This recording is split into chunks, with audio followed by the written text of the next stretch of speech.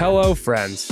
I say that sadly because everyone's fucking hurt. Welcome to No Cap Room. My name is Jake Fischer, senior NBA reporter for Yahoo Sports. Joining me as always, never injured, always ready to drop bars, senior NBA writer for Yahoo Sports. It's my man. It's your man. It's everyone's man. It's Dan Devine. How the hell are you? Jake, I regret to inform you that after consultation with my physicians, I am going to be shutting it down for the remainder of the season. I have impingements in my take muscles, and my analysis ligaments are ruptured, so I need some time off.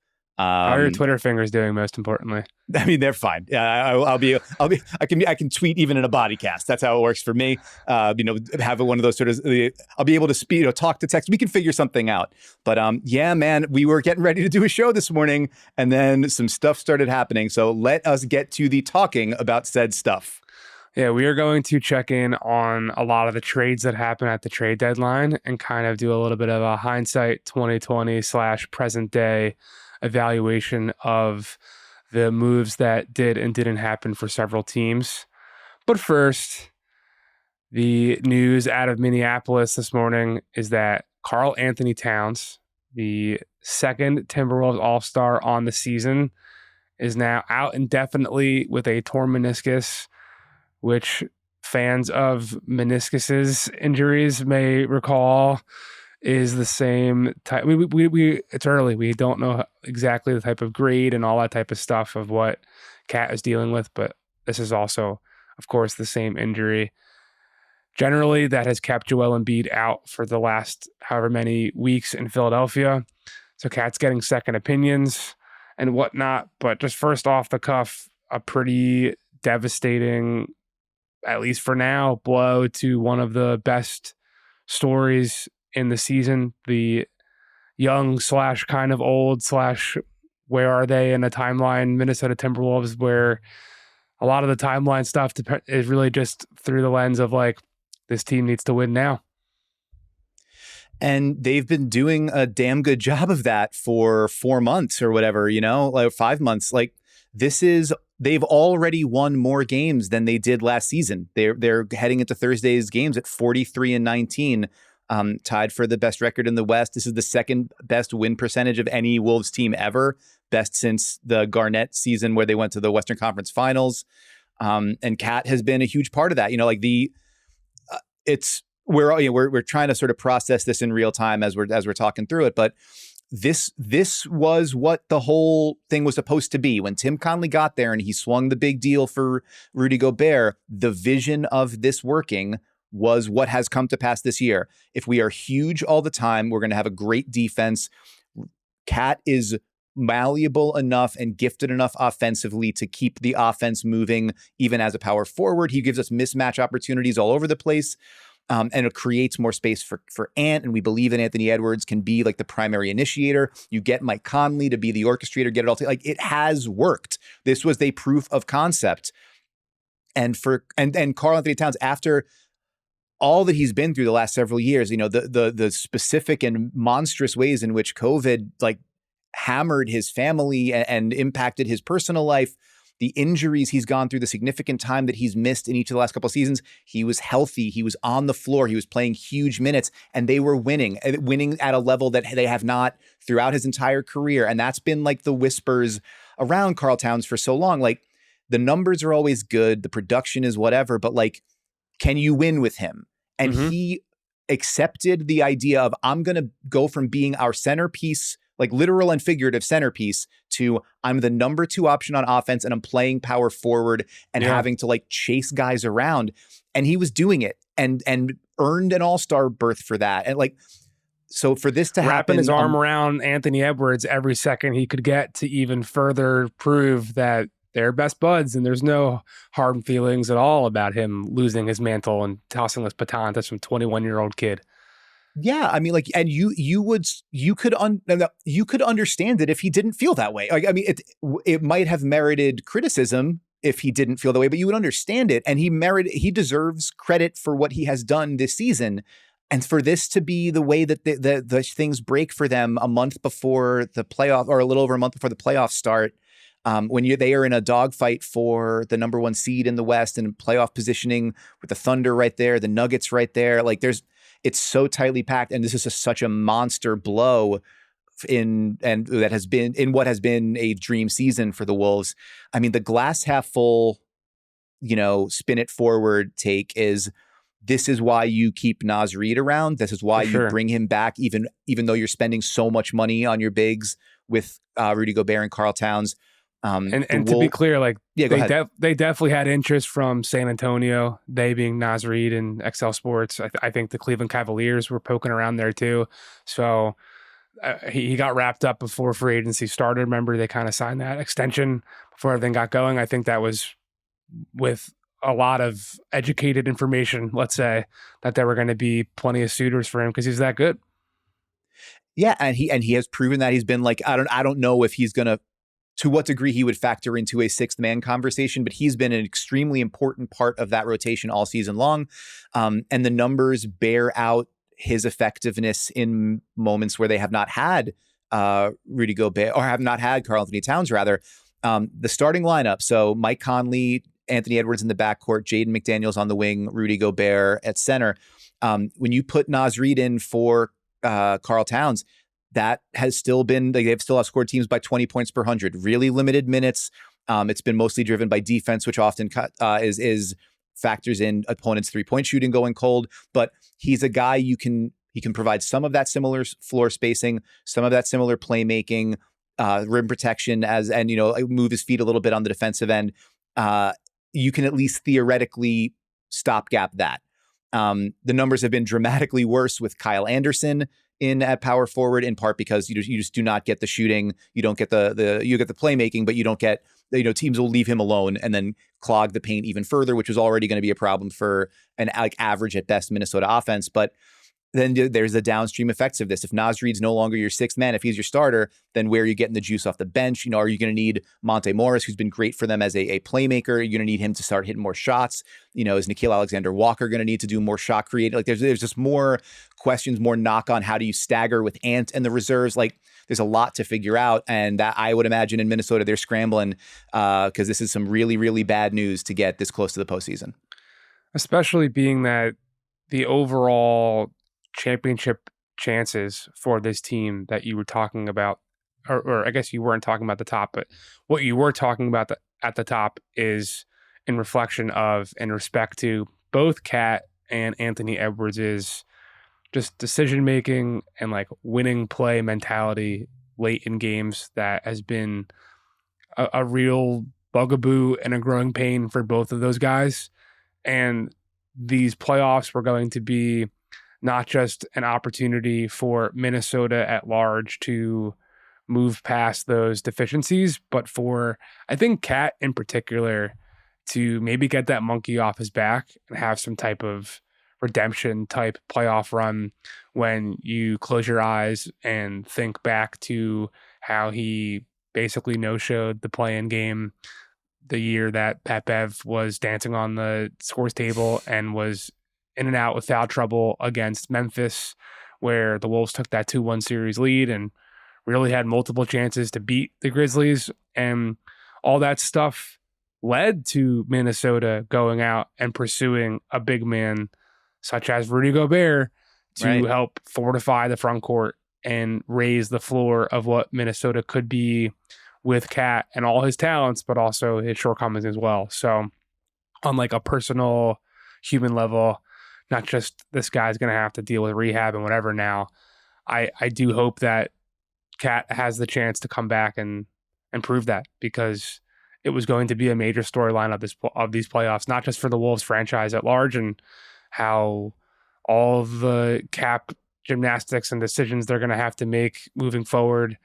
It would have all been a lot easier if they got to the playoffs and all that stuff was smoothed out and moving in the right direction. So it'll be interesting. It'll be interesting to see how they move forward from here. Just to be clear, I know I generally go to worst case scenario. It's a little window into how I perceive things and the way I respond to stuff in my life. I am start giving you numbers about what happens when Karl Towns is gone. It is possible Karl Towns is not gone, right? We should emphasize that. Like the reporting is still very much in the early going as we're recording. So I know. So there's a Woj followed up saying it's unclear how much, if any time, he'll be required to miss.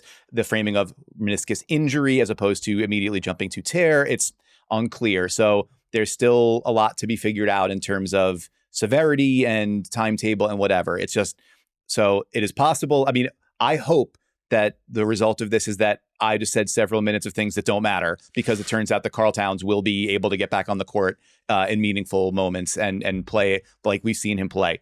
But when it comes to knees and timetables and big guys, like, I think some caution is certainly warranted. We hope LeBron can come back and play soon as well. He did not play the final 3 minutes and 55 seconds against the Kings last night, Wednesday. He limped off the court and into the locker room with what he later called a lingering left ankle issue that's been bothering him since before the All-Star break, which doesn't sound fun to deal with. No. And I remember when he dismantled, I'm even blanking on the opponent now, not Oklahoma City. It was a different game before that we talked about the last time we recorded this. But we talked about his heroics and that he can't do it every night when he's 39, but when he does got it, he's fucking got it.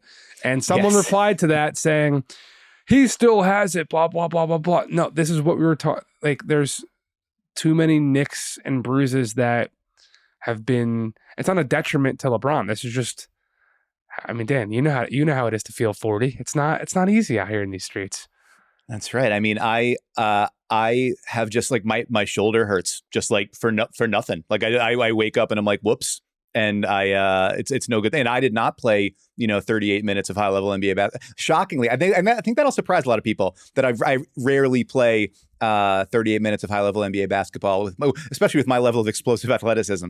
We had about 90 minutes of, I'd say, high school JV level basketball at my pickup run last night. That's what I'll say. I mean, that's impressive. I literally had 3 beers and went to bed.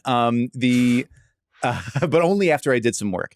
The quote from LeBron last night from Dave McMenamin at ESPN, "I'll be all right," James said after getting his left ankle examined after 31 points and 13 assists in 36 minutes. "It's just my ankle. It's just what I've been dealing with before the break. After the break, I'm just managing it the best way I can. I played the whole third, sat a little bit to start the fourth, and when I got back in, it kind of just whatever. It's just something that I've been dealing with." And yeah, I mean, it sounds like in the same way of I wake up and whoops, my shoulder's bad. Not a specific thing that led to it. It's not like he came down hard after a dunk or whatever. It sounds like wear and tear. And it turns out, all the minutes that it requires you, or that you have to play to score 40,000 points and play 21 NBA seasons, like maybe eventually those start to add up a little bit. And so super producer John Gennaro notes in our rundown here, he's 27th in the league in total minutes this season. He's got the 3rd most minutes on the Lakers. He's like, the workload is still there, and the responsibility that he has to bear still when he's on the court is significant. It's not like he gets to just kind of walk through possessions. So the Lakers have been on the uptick for the last little bit here. I think they've had like a top 2 or 3 offense for the last like month and a half, a couple months. Obviously, so much of that is dependent on what LeBron James can do to get them into their stuff and to create something out of nothing and be an important part of that defense with his size and his smarts. Any limitations for him loom large for a team that is already, trying to climb out of the 10 spot in the West and having some difficulty doing so. Yeah, look, we got Evan Mobley out for another week now. Russell Westbrook underwent hand surgery. Hopeful he can return for the playoffs. Ben Simmons out for the rest of the season. Simmons' situation is not so applicable to what I'm about to say, but it is an undercurrent and a natural element to playing this game. It is not a video game. We can see, I'm sure there's going to be tweets today all over the timeline about turn the injuries off. Yeah, ban injuries. It's the reality, and it's just something to be said as a reason why, one of many reasons why so many teams in the league right now are both convinced and hopeful that they are the team that will ultimately be holding up that Larry O at the end of the year, because it is so fickle. the teams with the greatest chance of winning, the greatest odds of winning the title, maxes out at like 20%. That's not even a coin flip. It's way, way, way, way, way more difficult. And you could be the Toronto Raptors in 2019 and all of a sudden be staring across the court and Klay Thompson's torn his ACL and Kevin Durant has ruptured his Achilles. You could be a team that benefits from injury luck earlier in the postseason picture that just gets you, through a round in 4 games instead of a 7-game grueling battle that leaves you withered and depleted yourself for a second round matchup or a conference finals matchup.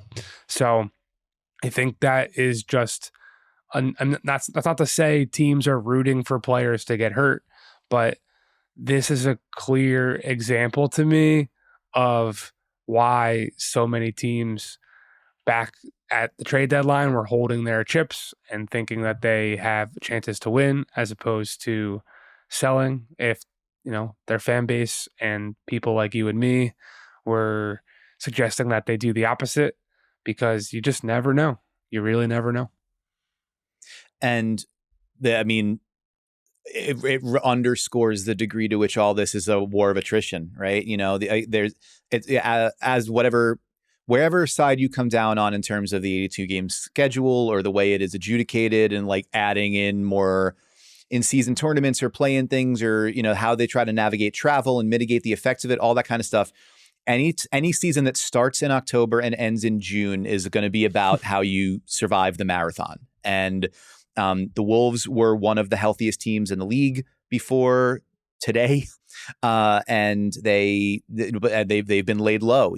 All of these teams, so many of the teams that, as we will talk about with the trade deadline perspective, so many teams have navigated significant injuries early or they're working through them now. And every one of those can change the title picture dramatically, and then leave us all sort of trying to figure out how to put the pieces back together. And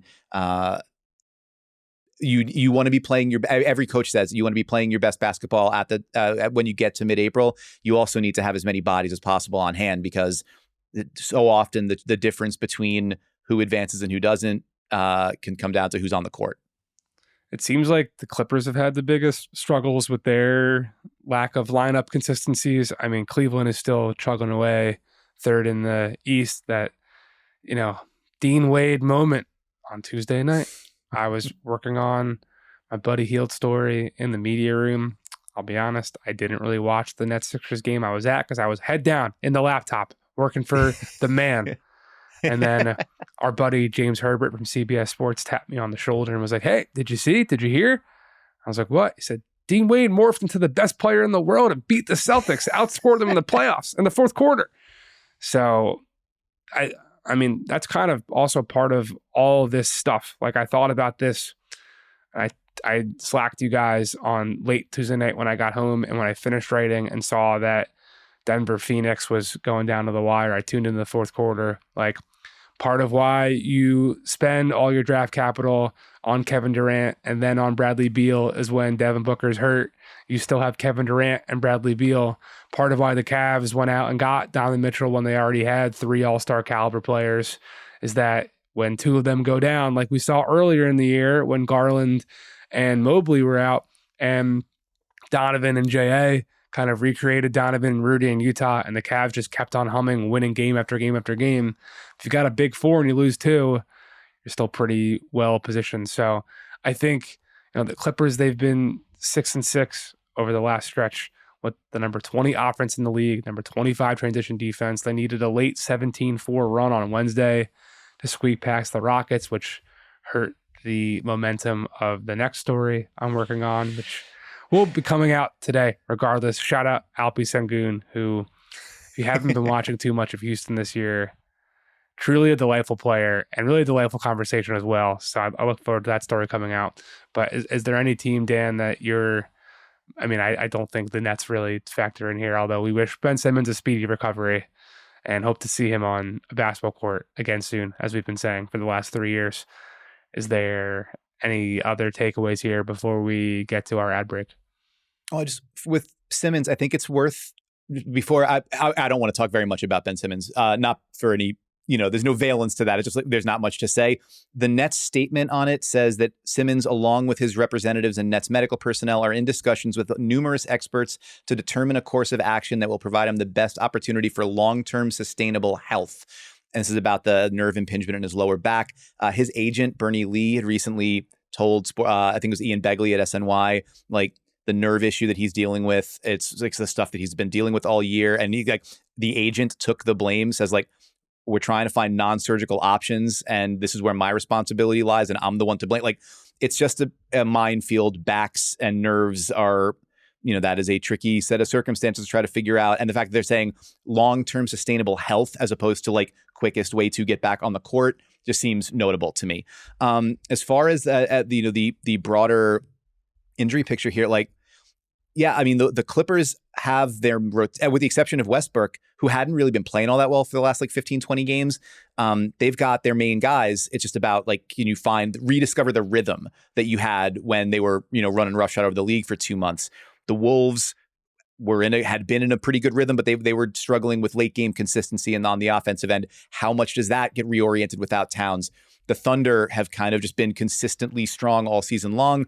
They're young, which mitigates some of the injury issues that you would have to deal with older players. But, are they able to just kind of keep rolling here and put themselves in position to be that number 1 overall seed? The Nuggets, we've seen that they have the issues of Jamal Murray. He's dealing with shin splints. Like Michael Malone told reporters recently, like, we're just going to be managing that for the rest of the way. And we know when they've had Murray on the court with Jokic, they are a championship level team. When they have not, the shot creation becomes an issue. So every one of these teams is going to have these issues to sort of navigate. And it's going to make what have been already like really tightly clustered races at the top of these conferences even more, thorny as we get down the stretch here.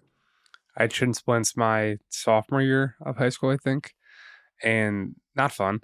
The way to treat that, the way to treat that back in 2010 or whatever exactly the year was, but around there, was to put water in little paper Dixie cups and freeze them, and then like give yourself circular ice massages. So I'm hoping that either technology and treatment has developed, or that NBA teams have greater access to medical care for Jamal Murray, because that was A, tedious, and B, then you get like the little driblets dripping down your legs into your socks. It's just not like a comfortable. You can't have the driplets. Can't have the driplets. So we wish everyone around the NBA who's currently inactive a speedy recovery. We just want to watch you play basketball. Turn them fatigue off. And we will speak about some rosier and sunnier situations around the league after we take a quick break and pay some bills. Welcome back to No Cap Room, where the vibes are much better in New Orleans than they are during the first segment of our show. The Pelicans, they're finding a little bit of groove. They went into Toronto on Tuesday, albeit not the healthiest or stingiest opponent, but they won by 41 points. Still 41 points, still pretty big. Still pretty big. And this is a team that, if we are talking about trade deadline reactions after we talk about the Pelicans, this is a team that really intentionally, from my understanding, did not try to do too much at the deadline and really seemed content on holding pat as they did, being that they wanted to get their roster healthy and all together and flowing and really evaluate what they've got before they make any real structural moves moving forward.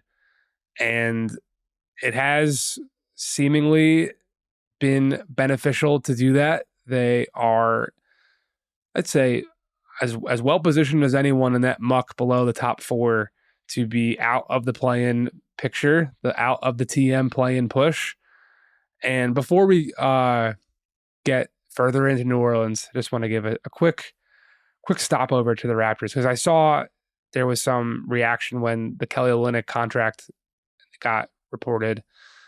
Like we wrote that in our post deadline, like, what are the pieces left over here meeting for the summer? Like, the Raptors weren't trading for Kelly Olynyk as an expiring contract and giving out a first round pick and not giving him a new deal. And it just like further indicates that, as the Raptors were telling teams before they traded OG Anunoby and took back Emmanuel Quickley and RJ Barrett from Toronto, and ultimately got back what they got back from the Pacers for Pascal Siakam, like they weren't looking for like rebuild returns. They have Scotty Barnes. They have identified, speaking of injuries, they have identified their franchise face, and they're trying to move this thing forward along. So the fact that they went out the last two deadlines and traded for two centers who they're very familiar with, Jakob Poeltl being a former Raptor, Kyle Olynyk being a Canadian, where we just want all the Canadians back with the team above the border. I just think like the Raptors have been telling us what they've been wanting to do and who they are for a little while now. So that was just a brief little tangent, but they are not healthy. They are not really competitive at this moment.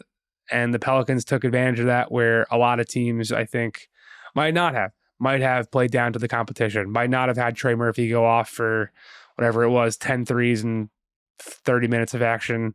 Zion looked bouncy. I don't know, man. We've talked about the Pelicans a lot on this program, partially due to a bias, thanks to our editor, Joe Garza. But they are one of the more intriguing teams, especially when you look at, okay, were these top four teams in the West just going to run roughshod over everyone else, or will there be one team to emerge from the bottom half of the pack? And now we're starting to see cracks in that top tier, as we talked about, with Karl Anthony-Towns potentially missing some time. Yeah, I'm a sucker for the Pelicans. We on Divine Intervention, we had Shamit Dua on a couple weeks ago and talked a lot about them and like my emotional relationship to them, during which we excavated the notion that they are either like the Western Conference Knicks or Western Conference Sixers, which I think tracks in terms of the way that I relate to them, why I find them so interesting. And this is a team that it's I think probably the deepest team in the NBA. There are more sort of formulations and constructions of lineups for that team that could be good on both ends of the floor than a lot of other teams can even, scrape at.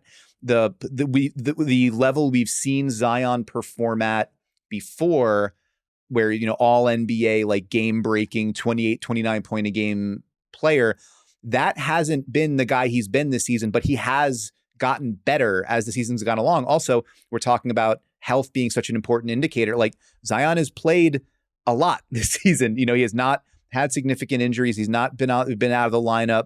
I believe it's. I wasn't there in Toronto, but just watching on TV, the best he's looked physically to me in a long, long time. Bounce, like popping off the screen.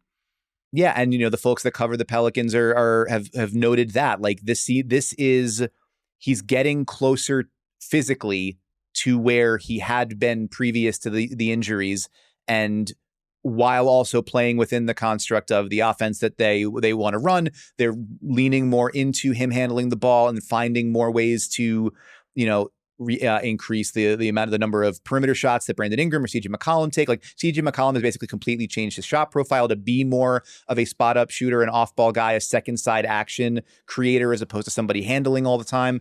Herb Jones has been a couple of great stories this week. I think Will Guillory at The Athletic and our friend James Herbert, you mentioned at CBS Sports, about his growth as a shooter and as a playmaker. Like he's not somebody that's just a defense only guy. He can make things happen on the ball. He's also, I think, leading the NBA in 3-point percentage since January 1st. And so that's a gigantic. I was talking to a Pelicans assistant when they were here last week at the Garden, and he said, every time Herb shoots, I expect it to go in, which was not what you would think about with Herb Jones previously. No, and it's a massive, like that's the kind of thing that turns a like sicko delight specialist into a top 50 guy in the league. Like if a guy's like an all defensive team caliber stopper and he shoots 40+% from three and can beat a closeout, put the ball on the deck, like that's a really valuable player. And the cool thing about the Pelicans is that Trey Murphy is not a stopper like Herb Jones is, but you suddenly have all these wings who are big and talented and can do different things. Trey Murphy had been slumping with his shot for a long time. That's really started to heat up. so now like you just have these options. And so I've used or cited this source on our show before, Dunks and Threes, Taylor Snar's website. It sort of adjusts your offensive and defensive rating for the quality of competition you've played. By that metric, the Pelicans metric has the Pelicans as the 4th best team in the league over the course of the full season. Boston head and shoulders above everybody, and then right there, like Oklahoma City right there, Minnesota, and then a gap, but the Pelicans there, like up ahead of Denver, up ahead of the Clippers in terms of like the full season profile. And so that's where the Pelicans become such an interesting team to me. There's a resume that says this is a team that is like top 10 caliber offense, top 5 caliber defense with all NBA talent that you can throw the ball to create something, and enough versatility in terms of lineup constructions to answer a lot of questions that a team could pose to you in a postseason series. And then you watch them, and sometimes it looks like that, like they're blowing people out by 40 points. And sometimes it's like, why doesn't this fit more neatly together? Why aren't you better on offense when you've got Zion Williamson, Brandon Ingram, and CJ McCollum all on the floor together? Why can't you more regularly get shooters all around Zion? You know, like are you better with Zion at the 4 next to Valanciunas? Are you better with Larry Nance there and being switchable? Are you better playing Zion as like a point center? You know, like there's still all these questions in terms of what are the best ways for this team to build. And I think that's going to be fascinating to see what they look like in a playoff setting, because I think that will answer some of those for us and point David Griffin and the rest of that front office in a direction of like, here's what we need to here are the moves we need to think about making this summer. But they are going to be like, if you are a 4 seed and you got to deal with Zion and Ingram and that defense, and that is going to be a bear in the first round. And, you know, we're talking about this injuries and matchups and everything. Like, you get a favorable first round matchup, you beat a favorite. Who the hell knows how far you can go? This is why I texted our editor and Pelicans fan, Joe Garza, on Tuesday night saying, send me to the Western Conference first round playoffs. Dan's got New York. We've got Ben Rohrback up in Boston. I want to go to New Orleans, LA Clippers in the first round, or right now Denver Phoenix would be the 3-6 seed. There's going to be the first round in the West is going to be, everyone's calling the West a bloodbath. We need a different word. Just like as I was reading for my Alperin Şengün thing that should be coming out again today. Like, don't want to call Ime Udoka a hard-nosed coach ever again, because that's been written over and over and over again. The West is going to be a gauntlet. There it is. Many, many hopeful teams, and the Pelicans are right there. I mean, even like the fact that they're finally healthy, but Dyson Daniels is missing some time, is like, he is someone that I was surprised when they were in town how many people with the team were just like raving about him being maybe their best defensive player on the entire team. When you talk about Herb Jones and all these other dudes that, I mean, Najee Marshall's coming out there doing the Jose Alvarado stuff these days. That's right. The Grand Theft Alvarado. So the thing I feel like every time we talk about the Pelicans, I know we got to keep moving, but there was a point last year where I forget who they were talking about as being like the Swiss Army knife on the Pelicans, but they were talking about a player being a Swiss Army knife, and they asked Willie Green, so if that guy's a Swiss Army knife, then what is Najee? And he goes, just a knife. And like the idea of, so like Najee Marshall is a cool, like Najee Marshall is a cool name in and of itself, but in my brain from that, he has been recategorized like that's Knife Marshall. And every time I see somebody like get into a fracas with him, I'm like, I would not want to be messing with a guy named Knife. And I know he's not named Knife, but like he could be named Knife, and that would be cool as hell. Like, oh yeah, who's coming off the bench for the Pelicans? Knife Mitchell. I don't know. Just I think that would be pretty. Anyway, it describes a style of play and an aesthetic pretty well. And man, yeah, also I love that you framed the volunteering to go to New Orleans, Los Angeles, Denver, and Phoenix as sacrifice. You're like, I didn't say sacrifice. Send me out to the West for the first round. Very eagerly saying, well, look, last year, first year with the travel budget, didn't really know exactly how to go about these things. We had a lot of weddings on the docket. That's right. If I haven't mentioned this publicly, we went to 17 weddings in the calendar year 2023. Unbelievable. So I was looking for like as little miles logged. There's a lot of love, a lot of friendship. This year, different approach. I'm ready. I'm ready to be on the road. Told the partner, told the family. I'm probably going to be out of commission from April 20th until June 19th or whatever it is. And then I'm going to be even more out of commission during free agency. And really, Sure. don't talk to me until I'm on my plane ride out of Vegas. So I'm ready. From April 20th on. It's going to be, I guess that's 3 months. It's going to be 3 months of hoops. And that's what they pay us to do. So I'm ready. I'm ready for the challenge. I'm ready for the gauntlet. I've been training. I am here to chronicle the latest chapter of NBA championship lore. But there are plenty of players who change teams in February to help many a contender potentially better their chances of being a team that I end up seeing on the road or in New York at some point between April and June, whatever. So we can move this pretty quickly, but I just want to kind of check in on several players and teams and kind of give our early returns. I'm sure you're going to have the data and the homework, and I'm just going to give you the feels and the intel.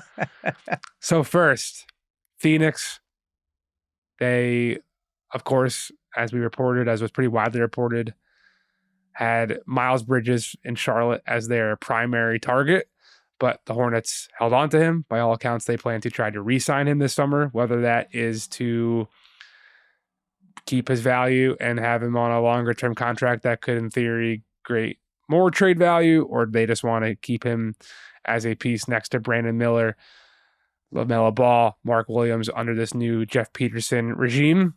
Who's to say? But the Suns come away with Royce O'Neal. They traded 3 second-round picks to do that, which was a little bit more than what I believe the Nets even believed they thought they were going to get for him. But the Suns, they already sent all that capital out the door for KD and Bradley Beal. The time is now. And from the one real game I've watched of them so far, that's my sample size, with that Denver overtime battle, it just seems like Royce has fit like a glove. Of course, a teammate with KD in Brooklyn last year. He has been in many a playoff battle with Utah.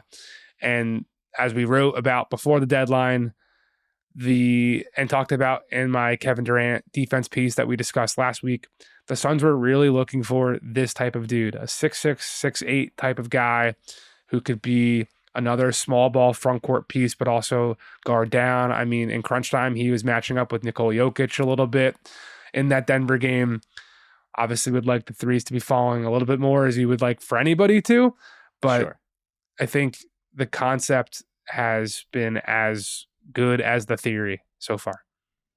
Yeah, he's made 4 starts for them. They've won 3 of them. So that's nice. You mentioned the shooting component. He's taking more threes. Like, he's shooting more often than ever before. Like, he knows the assignment. Like, when the ball swings to me, get it up, or, be to close out and make a play. I think he's both. It's like 11 3-point attempts per 100 possessions and something like 4 or 5 assists per 100. Like, he's doing the job as the complementary piece there. He's also hitting 40% from 3. Like, he hasn't made a whole lot of shots inside the arc, but what they need him to do there.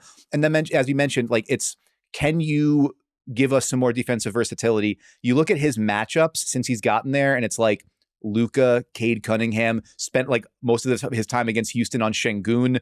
Against the Thunder, he's guarding like equal parts Chet and Jalen Williams. He's going up against LeBron. He's dealing with, as you mentioned, Jokic on switches and Aaron Gordon, like playing, guarding up. But then also, if you need him to switch on Jamal Murray, he'll go and do that.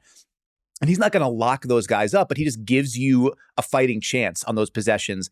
And with the whole construction of that Suns team is give ourselves a fighting chance on defense so that the offense can play.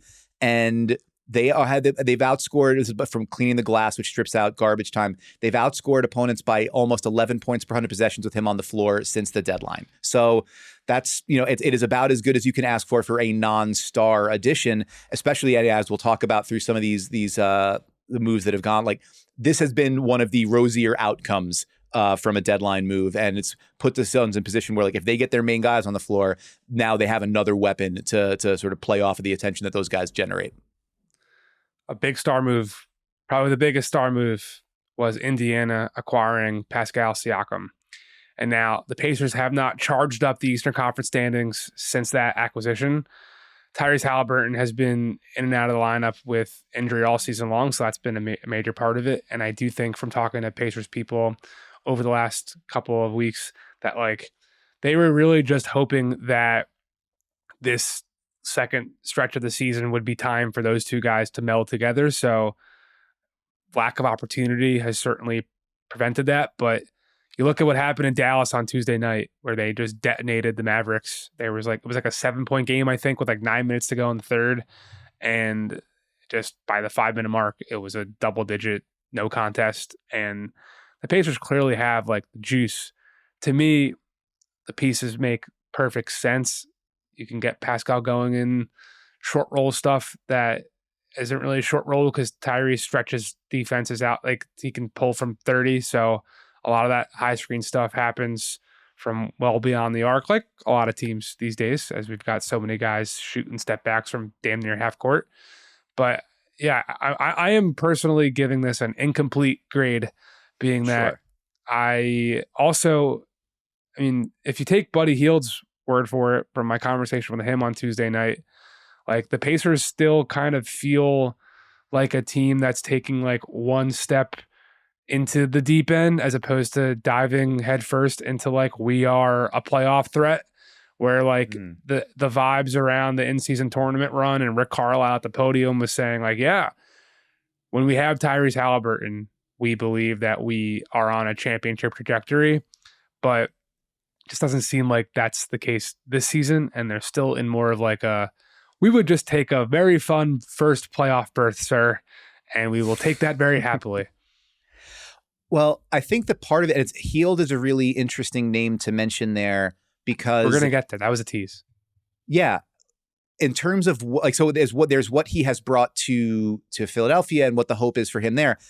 His exit from Indiana fundamentally changed the way that offense operated. You know, like all of the discussions of how he would, the Pacers would like invert actions and have their guards screening on the ball for Halliburton and then flaring out. Like Buddy Hield was the guy that like a defender could not leave him alone because if you give him a half a step to flare out, he's going to catch and shoot and bomb away from three.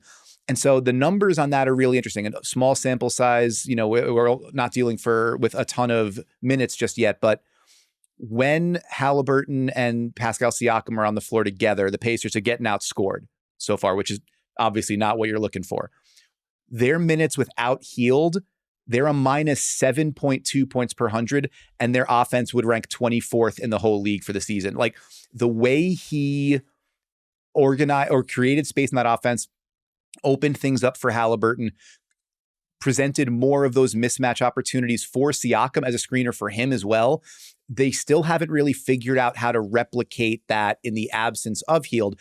I think long-term, the goal is like, that's, Ben Shepherd, who's like a plus shooter with size that they like, maybe as Benedict Mathurin evolves his game, maybe that's a combination you go to some more there, but they haven't really figured out how to make that work. So then like your number one shooter is Halliburton, which then if you're trying to create more space and create more openings, like you now are putting Tyrese Halliburton off the ball. And like our friend Caitlin Cooper wrote about this on her Patreon this week, where it's like his ball screen usage is down. He's not running pick and roll as much and he's doing more off ball stuff.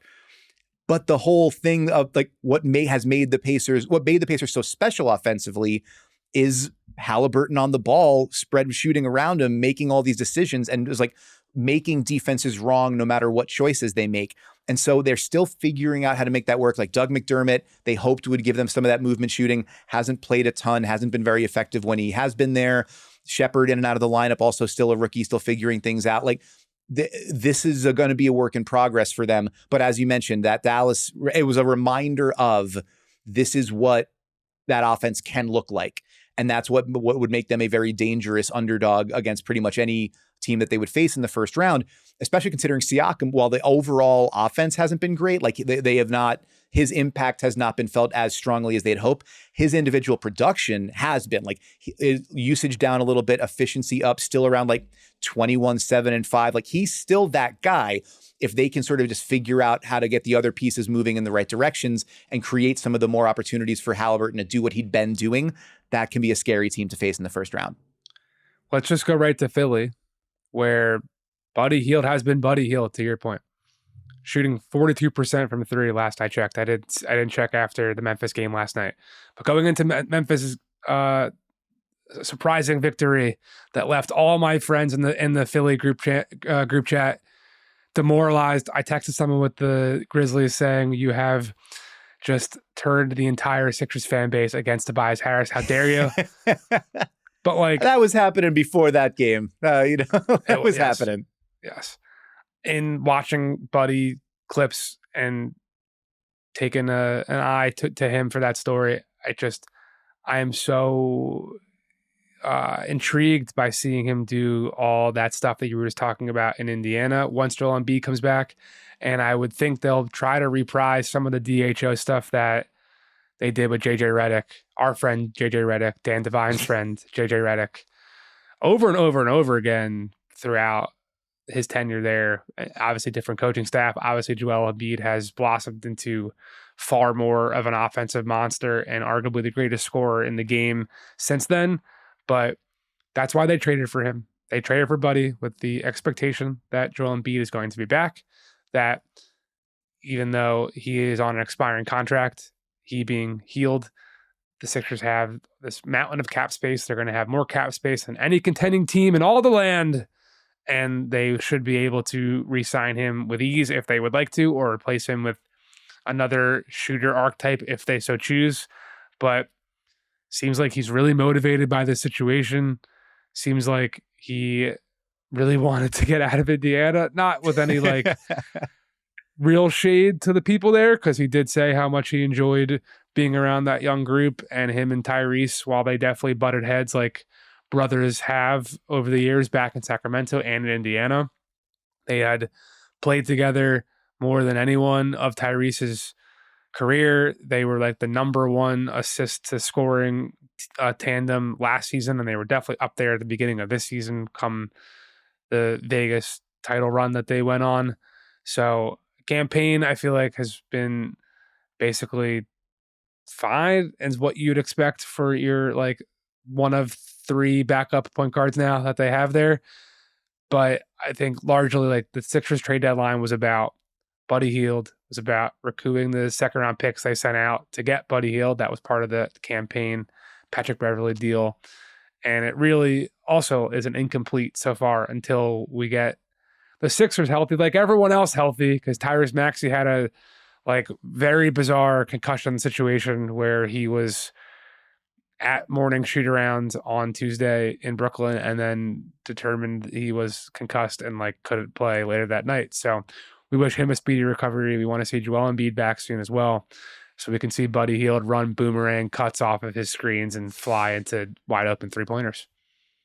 Yeah, it's might sound more disrespectful than I intended to. And if that's the case, then you'll let me know, check me on it. But a lot of these deals, and as we get to, we'll talk about the Knicks and whatever, it's like these are moves intended to be side dishes. And now you have like, this is supposed to be the main course because the main course is gone. Like you don't have the guys that these were all supposed to be supplementing. So now you need like, campaign is fine, but campaign shouldn't be playing like 22 minutes a night. Buddy Hield is great at what Buddy Hield does, but he's going to be a defensive target, and he's not going to create much shots for other people. He can't be like the centerpiece of your offense. As you mentioned, the Tobias Harris problem. Like if you don't have Joel Embiid and you don't have Tyrese Maxey and you don't have whatever like DeAnthony Melton and go down the list of all the guys that the Sixers don't have, somebody has to just be a usage innings eater. And so that's like the goal of that is that should be Tobias Harris's job. And he just has not been up to the task and able to do it nearly at the level that they need to stay afloat. But the goal of all that is like, if you can just get any of these guys back in a major way, and obviously Embiid being the number one option there, everybody else falls into line. But in the absence of that, everybody gets stretched too thin and, you wind up getting holes poked in you. Yeah. In the interest of time, a lot of these additions are pretty much side dishes, right? That was kind of the theme of the trade deadline. If you want to hear more about the better fit of Terry Rozier compared to Kyle Lowry in Miami. If you want to hear about Patrick Beverley's belt to ass tour in Milwaukee, you can listen to Divine Intervention with Wes Goldberg. That was a lovely episode that was recorded the other day. I think in regards to all that, like the one most interesting situation here to me is that the Knicks are right there with all these teams of just being super injury plagued, right? Like 4 of their starters are out. Jalen Brunson, the latest to join the pile of people on the bench. But like this, not exactly this situation, but the void of when Jalen Brunson is not on the floor is largely why New York went to trade for Bojan Bogdanovic and Alec Burks, why the fans and a lot of people in the local media were clearly asking for the Knicks to find some type of Emmanuel Quickley replacement after they sent out Quickley and Barrett for OG Anunoby. And the early returns with OG were great, obviously. Then all this stuff started to hit the fan and blah, blah, blah. To me, it has been, I've only been to a couple of Knicks games since, but every single time I've been there, it's been pretty disappointing, I'd say, but also even like jarring to see how just like not deadly Bojan and Alec Burks have been when this is kind of the exact situation. Again, not entirely, but like you were trading for these guys for when Jalen Brunson was not available, and in his void, sure, Deuce McBride has been awesome. That's been kind of like a fun silver lining, and maybe he was directly responsible for the Evan Mobley ankle injury that we mentioned at the top of all this with that nasty in and out cross he had in Cleveland. But I think part of the concern for a lot of teams to not give the 2 first-round picks and then some that Detroit wanted for Bojan last year was because of the potential decline and how good was he going to continue to be at his advanced age and blah, blah, blah. I'm not saying that's what's happening here. Maybe it's just like a needing to get settled type of thing still. But even Alec Burks, who like people would have thought was just going to be like a plug and play former Tibbs darling, like it just hasn't seemed to have been those guys haven't brought the juice that I think on paper everyone expected they were going to bring when they just changed jerseys and put on that home white in the Garden. Yeah, well, I mean, with Alec Burks, a lot of that is he making threes or not? Like he shot like 45% from 3 between Christmas and the trade deadline. And then before that, he didn't, right? Like, so if he's making a bunch of shots, then you can live with the fact that he doesn't make kind of any other things happen. Like, yeah, that was the Knicks kind of paid for hot shooting. Our friend Fred Katz of The Athletic is tracking how many threes Alec Burks makes versus how many layups Alec Burks makes. And right now layups are getting their asses kicked. It's a belt to ass tour for layups in that regard. Like he's made 5 layups as a Knick and 14 3-pointers, which would be fine if he hadn't taken, or if he wasn't missing 70% of his threes. So yeah, like you need the goal of the, and that's why when people were talking about like, would it have been worth the Knicks' while to pony up a little more, maybe for, and obviously so much of this is reconstructing who was actually available and what were the price tags, but like for a younger option with more off the dribble juice instead of Alec Burks, but Burks becomes safe to say DeJounte Murray. That was kind of the one obvious answer that we knew was out. Yeah, that we knew was out there and could be had. And so that was, which is, so that didn't come to pass. And this is what the Knicks have. And like, you have to zoom out a little bit, as was the case with the Sixers, and say any team without arguably its 4 most important players, or, it's like 4 members of its starting lineup, and also dealing with injury and fatigue issues for other guys, is gonna, be impinged upon. But like, yeah, you were absolutely right to point to like the Brunson. If Brunson's unavailable, or even if he's available, but when he's off the floor, they just do not have enough shot creation. Like they were generating some good looks against Atlanta the other night, but they weren't cashing them in. Perhaps that's, a little bit of the wages of take 18 3-pointers a night, Dante DiVincenzo. Eventually your legs get tired. And you're just hoping for the best. It's why one of the most impressive and sort of surprising trade deadline acquisitions has been Precious Achiuwa, because like, holy cow, he can but between whether he's hammering the offensive glass or creating a little bit with his face-up game or the occasional pick and pop three, like there's more to be sort of tapped into there. And he's been pretty great for the Knicks, but you're absolutely right. Like they are in a very precarious position, much like the Sixers, where they're in that clump in the middle of the pack in the Eastern Conference. And, this slide continues, and they've been like one of the worst teams in the league since the deadline with all the injuries. Bad on defense, can't generate offense without Brunson. You're riding kind of a razor thin line between staying in that top six or finding yourself down in seventh and eighth. And like, there's only so far you can drop given what where the bottom of the play-in race is in the East. But either way, like you reach a point where, when do we get Julius Randle back? When do we get OG Anunoby back? What does Mitchell Robinson look like when he gets back? And then how far of a climb do you have to get to? There is a world where a full strength Knicks team is a really tough matchup for most of the favorites in the East, but that world is getting further and further away the further away we are from seeing a full strength Knicks team. And this is just, like you thought you had one thing and then it turned out you didn't. And that's a lot of teams are feeling that kind of pain right now. Is there one last trade deadline acquisition you want to talk about, or would you like to hear a tale about the dentist before we get out of here? I'm going to say one line, and then I want to hear the dentist story. Gordon Hayward has made 10 shots since he got to Oklahoma City. So the thing I wrote where I was like, winner, Oklahoma City Thunder. They got this perfect piece for them. Maybe not so perfect. Gordon, hope springs eternal, but it's looking pretty rough out there, buddy. Rest up, get ready, because you more will be required of you, sir. Tell me about the dentist. So a couple weeks back, it's like late January, I want to say, I went to a friend's birthday party, a friend's 30th birthday party, who doesn't even live in New York, but he's just such a gregarious individual that while he was here, some of his friends decided to throw a like smaller 30th birthday party for him. That's nice. And someone recognized me who I didn't know, came up, was talking NBA, and he said, "Oh yeah, by the way, you went to college with my cousin." I was like, "Oh, okay." Ended up being a guy who was in my fraternity. And he was like, I said, "Oh, what's he up to?" He's like, "Oh, he's a dentist." And I said, "You know what? I've been looking for a new dentist. I used to go to Tend, and I'm just going to air out the grievances very briefly.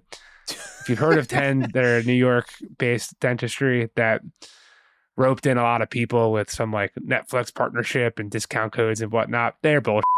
They are bullshit artists. They are a business. I was looking to take my dental care elsewhere.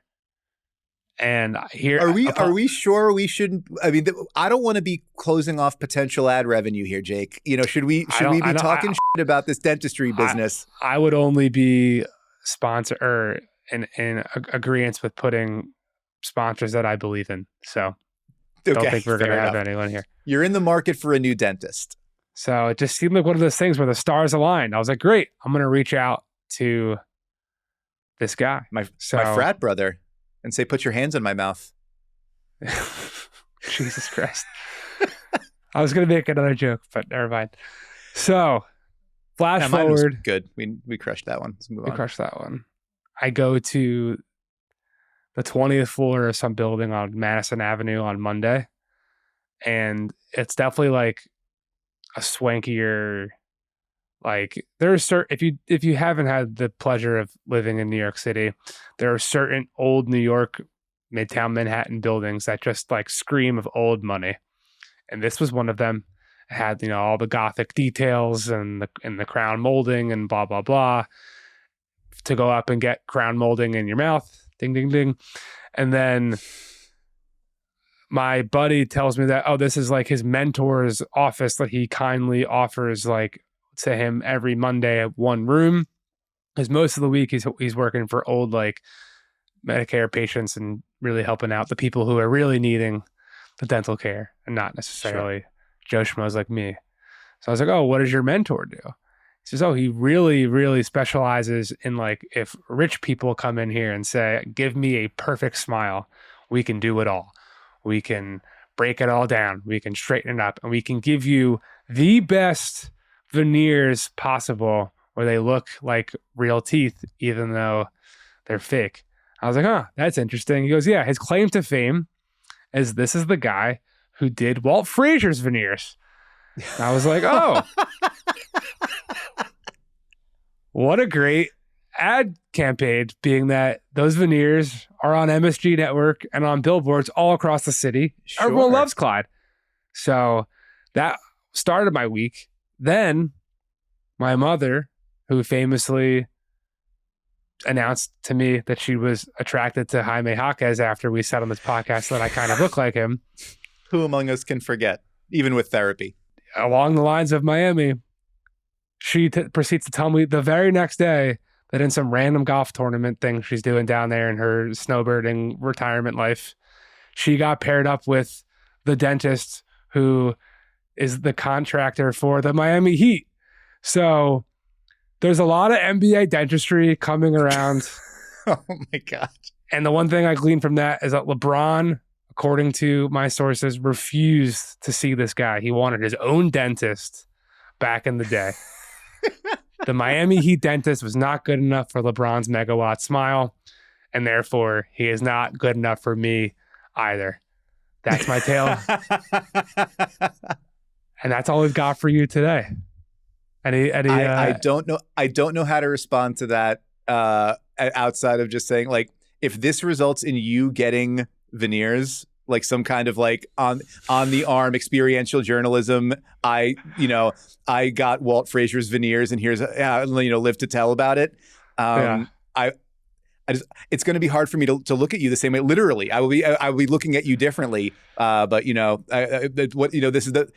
are the sacrifices that we make for the content. So go with God, Jake. Go get them pearly whites as shiny as possible. If Yahoo wants to sponsor that endeavor, we can figure it out. We can figure it out. But yeah, that's all we've got for you today on No Cap Room. We thank you for listening. We thank super producer John Gennaro, who does all the things to make the show look and sound great. Please subscribe to Ball Don't Lie on YouTube or whatever podcast platform you are currently listening on and give us a 5-star review. That would be so great. And we'd appreciate it if you came back again next week for another episode of No Cap Room.